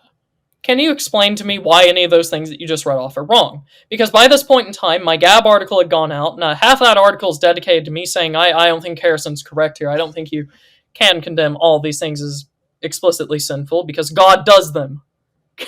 So, I ask, can you explain to me why these things are evil? What specifically was said? And I get told, no, we're not going to go through this line by line so that you can litigate all of it. These things are evil. You know that. And we are going to have to ask you to disavow them, is the word that they used. And I said, you want me to disavow statements then? And they said, no. We want you to disavow their persons. And this is a direct quote, because their persons are evil. And I was dumbfounded. I thought to myself, what on earth does that mean? Their persons are evil. Okay, so that's a new charge. I asked them to explain what that means, and they seem to think, or they are tactically thinking, that I'm playing dumb. And they say, you know what that means? To which I have to say, no, I don't know what that means. Can you explain what you are saying? And they say, these people believe evil things. Their persons are evil. At this point in time, I think I said, well, it's very difficult for one person to get everything 100% wrong. I don't think that a person can be evil. Like, the whole person cannot just be evil and that's it. Like, I'm not exactly an optimist about humans either. Like, I am fully in support of original sin. That exists. Yeah, so people are evil. Are their whole persons evil, though? I don't think that that's true. I think that there are good in people. I think it's put there by God, sure. But I would be very hard-pressed to find someone that is 100% evil, with absolutely no good at all. I think, in fact, we would stop calling those people and start calling them demons. Well, because it begs the question, would you be allowed to try and convert a Satanist? Well, we'll get into that. That's a big thing that will be picked up on later. But the thing that I'm focusing on is, like, where do you draw the line? At what point is too much evil to where you have to say, this guy's person is evil? And they don't have an answer. But they insist on the charge. Well, they're calling them, he's calling this person a demon at that point. Well, without using the word, right? So he's come up with it. You don't find anywhere in Scripture this guy's person is evil. It's just not there. So they've come up with this new category that's replaced demon, and they are expecting me to, like, denounce everything about it. And I basically end up, I forget how exactly I worded it, but I end up saying, I've retweeted and had on podcasts and been on podcasts with much more radical people who you would in a heartbeat know that they probably 95% think evil things. I've been on podcasts with, like, neo-pagan National Socialists or whatever. I've talked to these people. I've retweeted, I don't know who. I don't check profiles before I retweet something that's good. I'm not a psychopath. I retweet something because I find it agreeable and I want other people to see it. And when I'm elaborating this, they say, oh, well, just use your common sense, And immediately alarm bells go off in my mind. Why is it that I can talk to more radical people and they just say, use your common sense? But I associate with people that I've had on my podcast to critique the large catechism, and I have to denounce and disavow their persons as evil. That doesn't line up for me immediately. Like, red flags were being hoisted high at that point in time. I mean, look at you're on podcast with unironic Canadians, which is against the will of God. I've been on a podcast with Thomas777 multiple times at this point, I think. I don't think he's evil. I think he's a very good Christian. I know that there are a ton of people that would stab him in the back immediately because he is too cozy with National Socialist imagery and all this other stuff.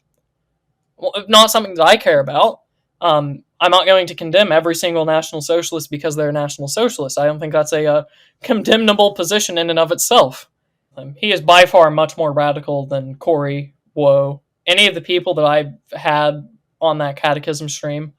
And they just say, use your common sense. Oh, okay, yeah, so this is about radicalism, and I'm being sucked into radicalism. But I throw the name of the most radical guy that I talk to at you, and you just say, use common sense, but the catechism critics is a step too far. Right, so at this point, I have completely written off any of this being done in good faith. This is, in my mind, a hit about the catechism. They are seeking some form of retribution about critics of the catechism. And that was the only proof that I needed right there. If they were about, you're being sucked into radicalism and that's what's got us concerned, they would not have just said, oh, use common sense, but anyways, that Corey Mahler guy. What they would have said is, oh my God, it's worse. And they didn't do it. So, they've completely contradicted their own statement here, that this is about radicalism. And that comes up again. I asked them, how have I become more radical? And they say, oh, it's just everywhere. Your timeline has, and this is a direct quote, your timeline has gone dark. It's full of hatred. I say, all right, if it's full of hatred, can you provide an example? You have your laptop out. Can you show me how I've just got sucked into this evil, dark hatred? It's just everywhere. Can you show proof? It's all over the place on your timeline. Quotes, Pastor, quotes. Can you show me the quotes that I have been sucked into radicalism? And then one of the other guys interjects, and we never get back on topic. So, so far, the only thing that they have directly brought against me that is not another person that I'm just associated with is my timeline has become dark, and they can't back it up at all. So, the charges are, I have become more radical with no proof, upon being pressed like 4 times, no proof, and I am guilty by association. Those are the 2 charges, and they would admit to that second one, because I asked them, once again, put statements in front of me, and I will tell you which ones I unequivocally disagree with. And they tell me, no, that is not good enough. We need you to disavow their persons. So, guilt by association there. And it's not going to be remedied unless I disavow their persons as evil. And about this point in time, I should have mentioned this earlier. When they were listing off the people on the catechism stream, and this is important for a different reason, I ask, is there anyone else that you all want me to disavow? And they tell me Lou Templar, Cringewalker. He goes by a different name now. He's the Restoration Bureau gentleman. You probably come across him. Yeah. We're actually going to have him. We did an interview with him that's going to air next week as well. And this kind of comes up, not very much, but it came up a little bit. So they say that I have to completely disassociate with him because he too is one of these scary alt-right Nazis in the Synod. I bet he'd love to hear that too. So he can, and this is very telling. Because if you listen to Mr. Lou Templar, any time after that catechism was reaffirmed, you can tell he is most certainly not within the LCMS. He is a Roman Catholic. He's not a Nazi because he's Jewish. And he's not even that radical. he's more moderate than I am. So, we've got a very telling thing here. Why on earth would they tell me to disassociate from Lou Templar? He wasn't even involved with the catechism stuff. What? Yeah, he's What? not involved. He wasn't on the stream at all, was he? No, he wasn't on it at all. So what on earth did they mean about this? Well, and this is important. Think back a little bit. Think back to February. This interrogation is happening in March. Go back to February. Basically, after the catechism is reaffirmed, back in early February, February 2nd, if I remember correctly, a few days later, there is a Twitter account activated called Machaira Action. And then I believe around the same time, on No Blogs, which is an Antifa website, you have to be a verified Antifa organization to post on there, to have your own domain or whatever it is. I don't know how technology works. They make machairaaction.blogspot or something like that, or .noblogs or something like that. They have their own publishing medium now. Days after this catechism is reaffirmed. About a week later, mid-early February, we get a giant dossier from Machaira Action about how white supremacy and Nazism is infiltrating the Lutheran Church Missouri Synod, and it's all going down to this Corey Mahler fellow. And the whole thing is a giant exposition against Corey Mahler. And they lump in a few names in with it as well. Antifa. This is Antifa. We know this is Antifa. They cannot have published this on No Blogs if they were not Antifa. And they have the exact same language, they have the exact same giveaways, they have the exact same tactics. So Corey Mahler is in this dossier. Who else is in there? Woe, Treble Woe, Eschatology guy, however you know him, the other guy on the catechism stream. I'm in there. I'm called the Lutheran fascist shock jock, or whatever they call me. And they take a post from my Telegram. And it was a world history course that I was taking in high school. And on it, they were trying to explain what fascism is. And the 3 points that they had was fascism is when you solidify gender roles, ban divorce, and ban homosexuality. And I posted that on my Telegram, and I said, flashback to that time that my high school made me a fascist. Obviously a joke, because that's just every human society up until like 200 years ago. But my audience got that. Machaira Action didn't, and they were saying, look, he's a self-declared fascist. He believes that divorce shouldn't just be no fault. So, yeah, that's the one thing that those concentration camps was the divorcees. Yeah. So I'm on there, and right at the end, Lou Templar is on this Antifa dox against Corey Mahler. We'll get back to why this is important. But back to my interrogation, early March, I'm told to disassociate from Corey Mahler, that elder, potentially, as like a second degree he's associated with Nazis, so you can't associate with him anymore, and Lou Templar.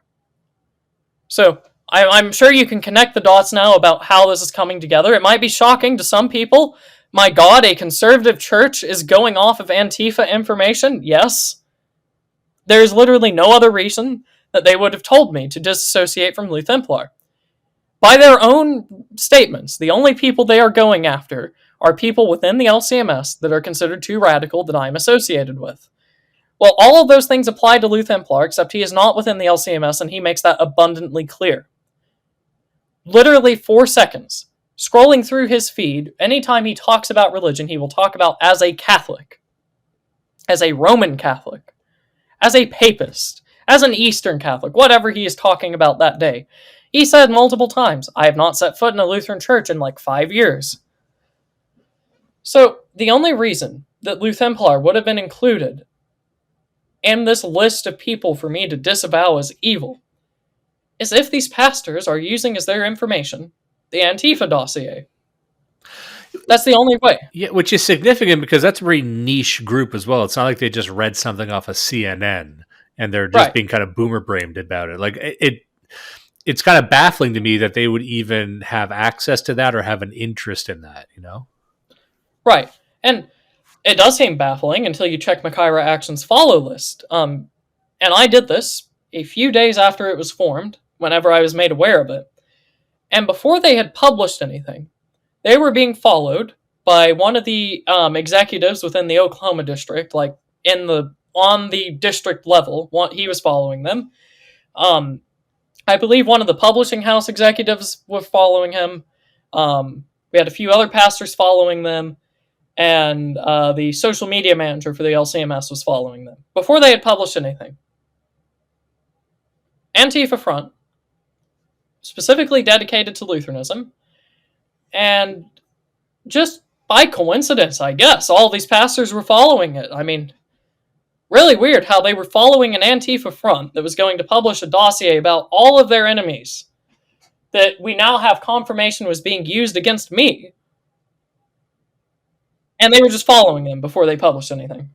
This is like, so why is Antifa taking such a sharp interest in the Lutheran Church and you guys specifically?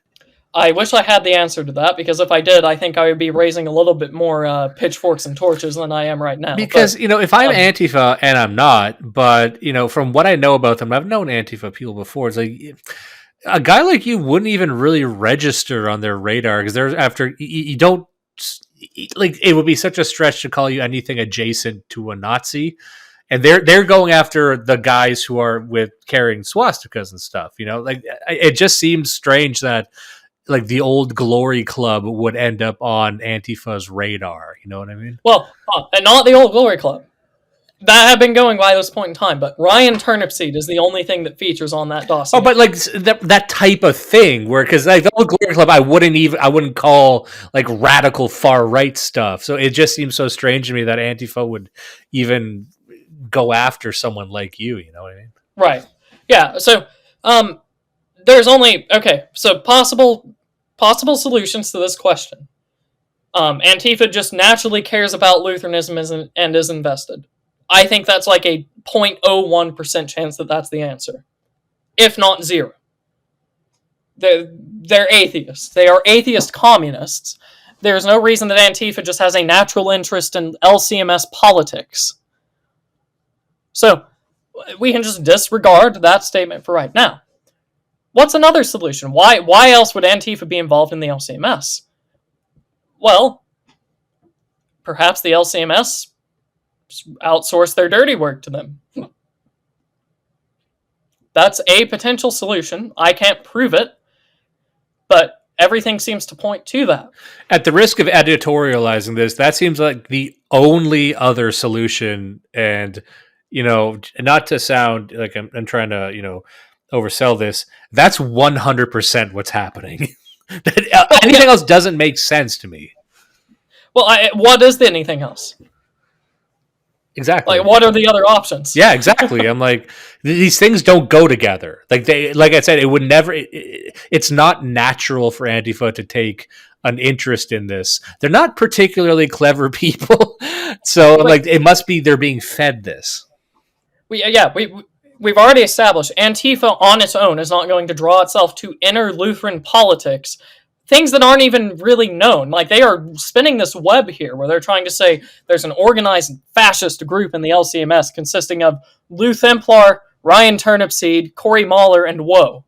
Like, it's so far from reality that any person inside would be ashamed to have their name put on that dossier. The joke is that Antifa are the only ones dumb enough to fall for this. Well, Antifa and the Synod, apparently. But, so, Antifa does not just naturally gravitate towards inner LCMS politics and spin webs and stories that are very convenient for everyone in the Synod that's trying to get rid of this new alt-right threat. The only logical solution at this point is that the Synod has worked with Antifa, and they use this information from the Antifa front against me in this meeting. That is the only reason why they would have said, we need you to disassociate with Lou Templar. That is the only reason why they would think he's in the church, why they think he's a Nazi who's like some radical I need to disassociate with, because 4 seconds talking or looking at the guy, you understand he is a Roman Catholic Jew who votes for the Democrats in New York City. So that's in this one statement here. We need you to disassociate from Lou Templar because he's in on this too. That's what's been given away here. That is the only reason why they would bring this up, whoever brought this to my pastor. And I say that because later on in this interrogation, I finally drum up the common sense to just ask my pastor, hey, how much of this work did you do? Because you're accusing me of a lot of insane stuff here. And he stops for a second, and he says, well, I'd say about 75% of this was just handed to me by other people. Was there any recognition on his part at how preposterous that sounds? Like throughout this entire process, as you know, you're getting these dunks in, was there any recognition that this is ridiculous? In my defense, none of these are dunks. I was in such disbelief that I was confirming to myself that this is actually happening and they are actually doing this. So I wasn't dunking on them, but like, no. And as we will see, they double down on all of this. And to this day, they still double down upon this. These are still the charges against me, but they have rebranded them. We'll get there in a second. But he says that 75% of this has been brought to him by outside sources. And later I ask, can I know who these people are? And I just get told no. Can I see what they brought to you? No. Okay, that's a very legitimate way of dealing with another Christian. You outsource 75% of your grievances to other people who you won't tell the other guy who they are, nor will you show him what they bring you. You just accuse him and refuse to substantiate. Yeah, it also seems that, and maybe you'll get to this in a second, it seems like what they were teeing you up for was, disavow them now, and then we're going to need you to disavow them publicly as well. Like, this is just setting you up to be their mouthpiece to, like, condemn all these other guys. Okay, I can't confirm that, but I will say if I was playing Synod Strategist, that would be the play, is to get the guy that now has apparently a public voice within the Synod to just axe these guys, and I mean, we'll surely give him token concessions eventually. That would be the play. Unfortunately, I'm one of these rubes who cares about like doctrine and scriptural principle and like actual Christianity. I don't care about we need you to do this because it would be strategically important to us. Well, why? I need like a reason. That's not a reason. It would be convenient for you to go against these guys, or we need you to go against these guys because we say they're evil. None of those are reasons. And that's all that I keep getting. Yeah, it seemed like when they brought you in that room, they weren't expecting that much pushback. They expected you to maybe even be spooked. Like they showed up with a gang to confront you, and you're supposed to be quivering like a leaf. Because again, they were apparently unprepared for a single question. And I will comment to this. That's exactly what it seems like, because later on, about an hour and a half through into this interrogation, I'm trying to explain myself after being questioned about something. I forget what it is. I remember what it is. The pastor who was bringing these things up against me, he asked me, do you want to be a part of our church? Now, mentally, I was thinking, what on earth do you mean by that? And, verbally I say, well, yes, of course I want to be. He said, well, why did you tell me otherwise? And I said, what? And he said, well, you told me otherwise. You didn't want to be a part of our church. You wanted to go elsewhere. And at this point it clicked. He's talking about a conversation that I had with him like months ago, getting what I told him wrong, and then basically saying what I did tell him, what he did get right, and he's taking that completely out of the context of the conversation where I was saying I will eventually have to find another place to go if the Synod keeps drifting leftward. Is what I told him. And he said, well, you've never told me that you've wanted to be a part of us. You've told us that you wanted to leave. To which I said, no, I specifically didn't want to leave, and that's why I told you that. But I kept trying to explain. I said, no, at this point you're just lying about me in front of people. I don't appreciate that. I shouldn't have to tell you that's wrong, pastor. And that raised a lot of eyebrows, because you're not supposed to accuse people of lying about you when they do it in front of your face about things that they've told you, but that might just be a Lutheranism thing. And I kept trying to explain, no, that's not what I said. You guys are taking things out of context. You haven't even brought a claim against me so far. It's been associations and unsubstantiated assertions. And I keep trying to explain something, explain why that's an issue. And one of the other guys that was there, that they brought along unexpectedly, slams his fist on the table at me, and he says, no, you're going to listen now. And he just goes on. But, like, I was sitting there in my chair the whole time. I was writing down notes to keep a record of all of this. as it was happening. They saw me writing everything down. Guy slams a fist on the table at me. Like, yes, I think after getting a fist slammed at the table at me, I can say their whole intention was to spook me into doing something. In the wake of this, after all this has happened, at what point was it? How recent did this occur, by the way? So this was early March, and let me see, did I miss anything here? They reaffirmed that this is only about associations. And they also make the accusation. They said, "You said that catechism contains heresy," and I said, "Yeah, there are quite a few heretical statements in there. I think that's pretty clear to say at this point." And he said, "Well, our church believes in that catechism, and you want to be a part of that." So on the one hand, he's saying you're so mean and evil because you don't want to be a part of us, but also you want to be a part of us so much despite the fact you disagree with this catechism that I have pulled this out of thin air. Our church apparently agrees with. They don't. That was a lie as well. But he's using that as a standard against me. He's trying to solidify that as now that's Lutheranism now. So that's that was the summary of that interrogation. Early in March, and I got a text from that pastor afterwards. And I'm just going to read this off to you, and you tell me what this sounds like, what might be the intention here. Because I showed this to other people because I didn't know what to make of it, and they all jumped to a very extreme conclusion. I got this message from that pastor who led that whole thing. After they got up and left in anger, by the way. They didn't officially end it. They didn't say, all right, we've come to a close. We've gotten what we wanted. We'll have to reconvene later. Nothing. They just said, all right, we're done here. And they all got up and stormed off.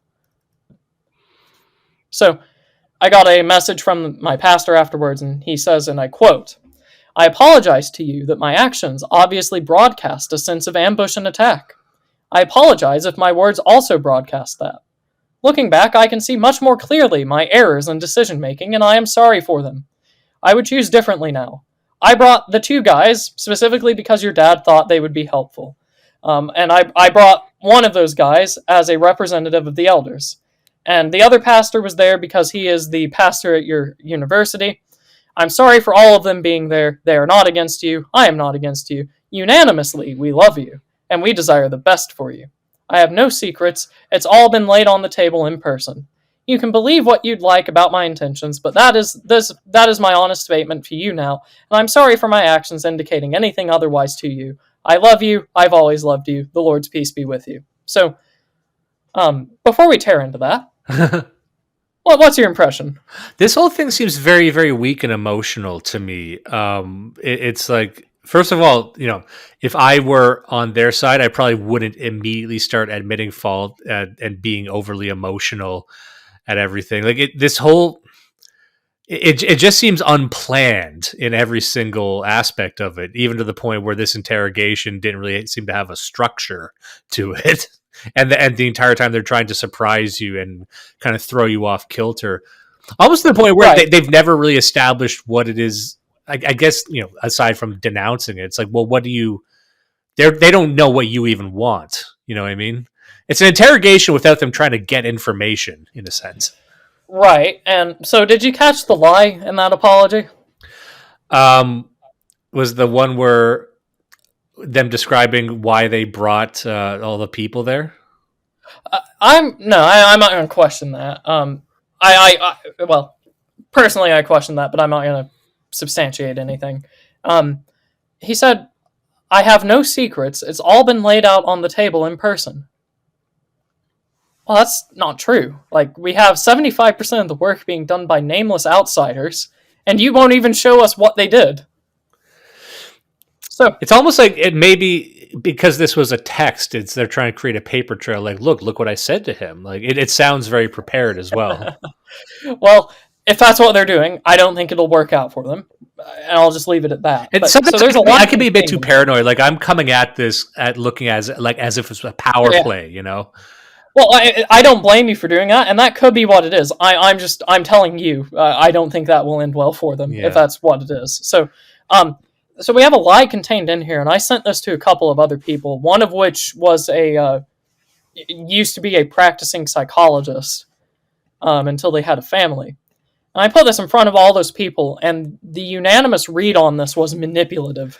Yeah, absolutely. And it sounds, and because it's so uncoordinated, the manipulation comes across as very disjointed. Like you got one guy who's trying to be accused, someone who's like losing their mind and slamming their fist, and there's someone who's usually when you play good cop, bad cop, you don't do it at the exact same time. Right, exactly. Yeah, simultaneously. So that was in the interrogation. I got told a few other things, not really integral to the story. But what did we get from that? Well, my own pastor is going to be like starting to hunt against me after that alt-right letter was sent out from Harrison, and they will use an Antifa article to get me and to get my associations supposedly. And here's an interesting thing as well. And this is before I started documenting things because I thought I was dealing with Christian people. I went to my elders at the church when that Antifa article dropped, and I basically told them, "All right, we have Antifa after me after this whole catechism stuff. While you all are still not under pressure and thinking clearly, I would like you all to assess me and see if I am really what is described in this Antifa article." And every single elder on that board that heard this plea from me laughed at me, and they said, "Oh, we'll never be under any outside influence. We know you're not a Nazi. This is absurd." This was a few weeks before this interrogation. I was called paranoid and absurd because I went to them saying, "All right, Antifa's after me. I don't expect you guys to be out of the public eye for much longer. Why don't you get this over with while you're still not under any sort of bias or pressure?" And I got called paranoid because that could never happen. And then a few weeks later, we get this interrogation where they're using that same Antifa article against me as a credible source, and supposedly all the elders were on board with it. That's quite strange, but that's just how it works, I guess. Yeah, well, I was going to ask you at the the apex of this entire thing, like, do you feel like you're even more singled out than before? Because those same elders that you went to before that called you paranoid, they seem to have they lined up against you just as much? Is there any acknowledgement from anyone that you dealt with that this is preposterous? Well, if my own pastor is to be believed, he had unanimous support from the elders at my church to carry out this interrogation. So that was quite the flip, especially because more than half of these elders reached out to me during that catechism thing or afterwards and said they agreed with me wholeheartedly and they couldn't believe what was happening.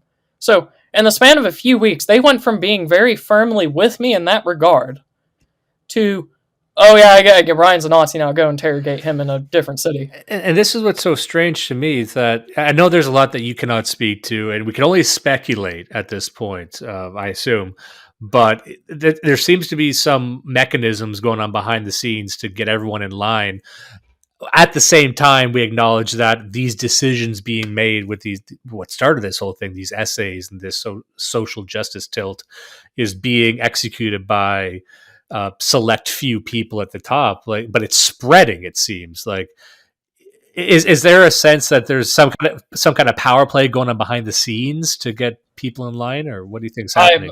I absolutely think that they're coordinated because if you remember back before that interrogation when I met one-on-one with the other pastor, he said there was advice coming down about how to handle this. So I think there's absolutely coordination because they've admitted to it. So where do you and I know we actually do need to get going quite soon. So but I had like one final question. And again, if this is speculation, let's speculate anyway with that, caveat. Where do you think this all started? Because we have the individual who's kind of directing this, but it seems that the seeds of this must have been planted earlier. Even, we were talking earlier a few years ago where one of the large catechism editions it kind of mentioned racism, and then a few years Small later, catechism. yeah, it mentioned racism Right. almost as like a tease to see how that would go, and then the full plan revealed itself. But what do you think is driving this? Is it really just a couple individuals, or is there some other cancer that's spread? I sincerely have no clue, and it's good that you come back to that, because I forgot to mention this. That small catechism edition that we talked about earlier, that included the sin of racism, was the sole source of justification for that alt-right letter that was put out in mid-February. So this edition from 2017 was their Christian doctrinal explanation for why we have to get rid of the alt-right. So I would be shocked if this wasn't planned by somebody, especially considering we had that Jack Kilcrease that I mentioned, who knows how long ago now at this point, who was calling me a Nazi and a white supremacist from day one without any proof at all, without not even an argument, just calling me a Nazi and a white supremacist. I kind of feel like there are elements in here that would absolutely love for the Synod to just go right down the Methodist rabbit hole of get rid of the Nazis.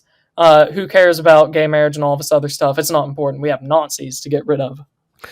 And I guess that leads me to one of the questions I had asked before about the human dimension to this. And you can give as much detail of this as you like, but just for me, I'm curious about being thrust in the spotlight, being in this interrogation, having, like, it's not easy. I can't imagine what this is like. I can't imagine watching these people who are so important to your life, who held a moral authority, turn against you in such a bizarre way, and being at the center of your church, making you into a villain. And I just wanted to know, from your perspective, how has this really impacted your personal life? Any of your friendships? Are you a celebrity at school? What's it like for Ryan Turnipseed right now? There was a group of people that I came across at school that said they were praying for me. I have a feeling they meant the large catechism thing that was happening. So that was cool. They weren't even Lutherans. I think they were Baptists and Presbyterians. So that was pretty good. I don't really hear much about this at all from my church outside of this interrogation and a few other things, which we don't have time to get into, it seems like, which is fine. There's a lot here. I got approached at my home church, I think, twice about the catechism stuff. And both points in time, they asked, can you explain this to me? And both points in time, they said, well, yeah, that's just wrong. What was in the catechism is just wrong. So that's all the interaction I've gotten there. There's been more developments. I'll probably, about the time that this goes out, we'll have a much fuller story on my end.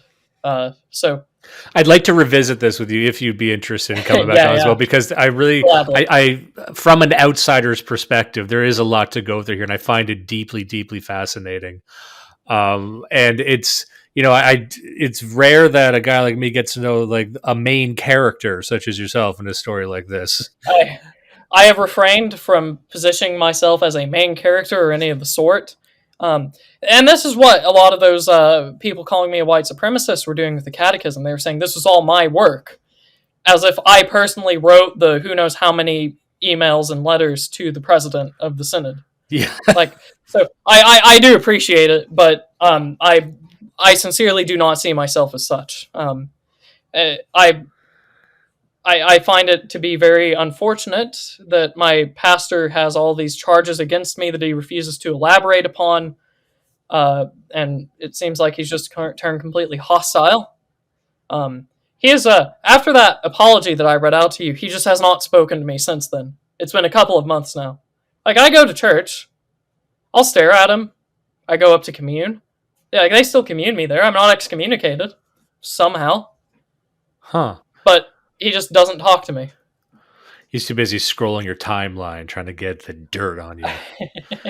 Who is this frog man, this prudentialist?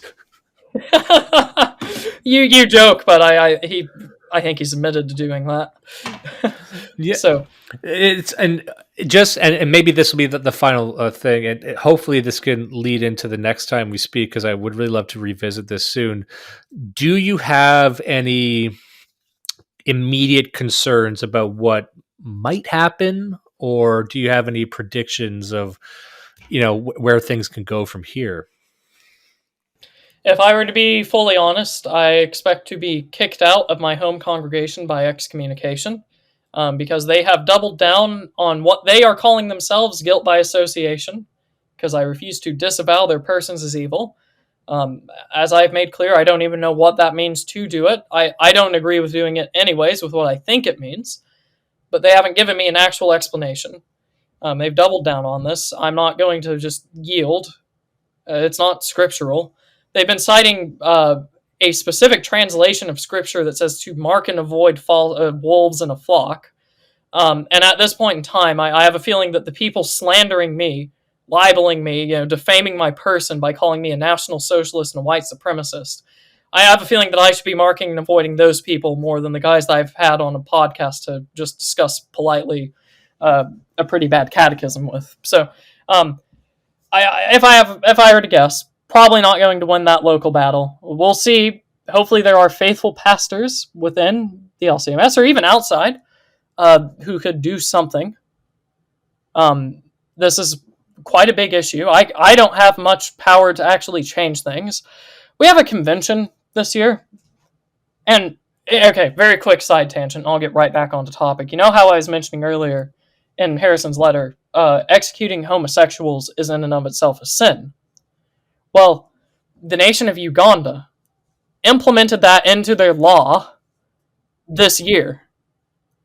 I think that was back in, might have been April or March or April. Oh yeah, I remember this. This was big. A lot of people were kind of running around with that newspaper in their hand saying, look at this. But, a lot of people don't really know how to react to that because it's Africa. Right. And this year in the convention, the LCMS is trying really hard to get into full fellowship with the Ugandan Lutheran Church. So we've made it very clear here. If you are a white American and you say our laws should execute homosexuals, I don't even know who said this to begin with, because I certainly didn't say it. I don't think that Mahler or Woe said this. But it's on the charge anyway, so might as well just go with what's true and not try to backpedal. If someone were to advocate this, white America, you will get kicked out of the church and condemned to hell by an excommunication. If you are a black African in Uganda and you do this, the LCMS will try very hard to get into fellowship with you. Yeah, I see. I think I know what the confusion is here. Wanting to kill homosexuals is the sin, but actually killing homosexuals is okay. Well, they don't even say wanting, they say execution of homosexuals. No, the Ugandans are actually doing it. That's okay. You saying that you want to, that's the actual sin. It's a confusing thing. I get it. Right. Yeah, so I guess we just didn't read carefully enough. Yeah. So anyway, side tangent over. I found that particularly ironic. Not a single one of them will understand how absolutely idiotic it is that they are doing that. But it just kind of shows that they are more scared of being called racist than they are being called a homophobe or a transphobe or anything else. I think you nailed it before where, I don't accept ignorance in this story. I don't accept, even though I might remark that this thing seems very, very disjointed and clumsy, everything here seems purposeful. Even though the plan isn't being executed elegantly, there is a plan. And that there seems to be a purpose to all of this. So, it would be easy to say if they were just kind of confused, but they're not confused. There's a bigger tectonic shift happening in this church. And there's people falling in line that you wouldn't think would fall in line. And that's what, hearing the story, it sounds pretty frightening, actually. Even that part where the elders are on your side, then they just pivoted later. Something creepy is going on. But not only were they on my side, if we're going to borrow the phrase, the fact that I suggested that they potentially would not be due to pressure was laughable to them. Yeah, like someone's getting their shoulders tapped with some kind of threat, some kind of words being said that make people do an about face. But I do need to get going now, unfortunately. Okay. But we will return to this later. And I want people to follow this story as closely as possible. We will be following up on this soon. But I want you to check out Ryan Turnipseed on Twitter @TurnipMerchant. And have a look at this article on Gab News. It's called Here I Stand. It was published March 4th, 2023. A lot of the details are going to be in there. And also check out Ryan Turnipseed on the Old Glory Club. Check him out on YouTube. He's got a lot of great content out there. And Mr. Turnipseed, we're going to check in with you on this. And thank you so much for taking the time to get a good chunk of this story out. Thank you very much for having me. It's been a pleasure once again. All right, I'll talk to you soon. Do not let the rapists win. Listen and love Blood Satellite.